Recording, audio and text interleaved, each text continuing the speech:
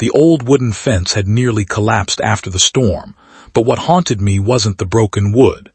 It was the sight of my elderly veteran neighbor standing alone in the pouring rain, gripping a rusted hammer with trembling hands as if refusing to surrender to time itself. His uniform cap was soaked, his shoulders were bent, and yet there was a quiet pride in his eyes that made me stop my car. I had no idea that spending one afternoon helping him repair that fence would uncover a story that had been buried for decades, and introduce me to someone who would change my understanding of courage, sacrifice, and family forever. Before we continue, if you believe kindness still has the power to change lives and that everyone deserves a second chance, please take a moment to like this video, leave a comment, share it with someone who needs hope today, and subscribe to Kindness Corner for more heartwarming stories that remind us humanity is still alive.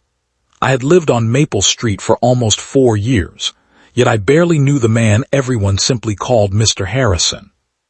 He rarely came outside except to collect his mail or slowly water the flowers his late wife had planted decades earlier. The American flag outside his porch was always perfectly folded and raised every morning, no matter how difficult it seemed for him to walk. The neighbors respected him, but most kept their distance because he never spoke much. Some assumed he preferred to be left alone. Others believed the memories he carried were too heavy to share. When I saw him struggling with the damaged fence after the storm, something inside me refused to let me drive away. I grabbed my toolbox from the trunk and walked across the street. At first, he insisted he could manage by himself. Pride had become his shield after years of surviving battles that most people could never imagine.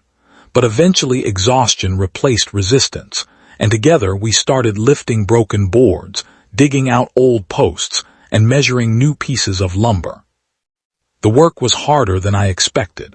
The afternoon sun replaced the rain, making every movement exhausting.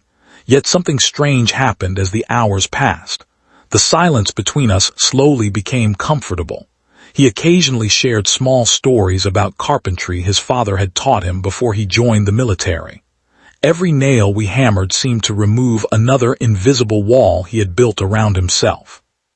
For the first time, I noticed that behind his serious expression was a man carrying quiet loneliness rather than anger. As evening approached, the fence stood straight again. It wasn't perfect, but it was strong enough to last for years. I expected him to thank me and return inside his house. Instead, he stared at the repaired fence for a long moment before turning toward me with eyes that seemed far older than his age. He softly said there was someone he wanted me to meet. I followed him into the small house. Family photographs lined the hallway, most covered with a thin layer of dust. Pictures showed a young soldier smiling beside friends, a wedding portrait filled with hope, and photographs of children who gradually disappeared from the newer frames. The silence inside the house felt heavier than the quiet outside. He led me to a small bedroom where a wooden chest rested beneath the window.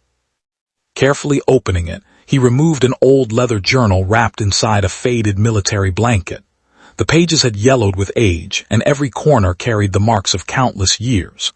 He explained that during the war he had made a promise to his closest friend, another young soldier named Daniel. They had survived impossible battles together, protecting each other through fear, hunger, and unbearable loss. One mission changed everything. Their unit was ambushed, and Daniel never returned.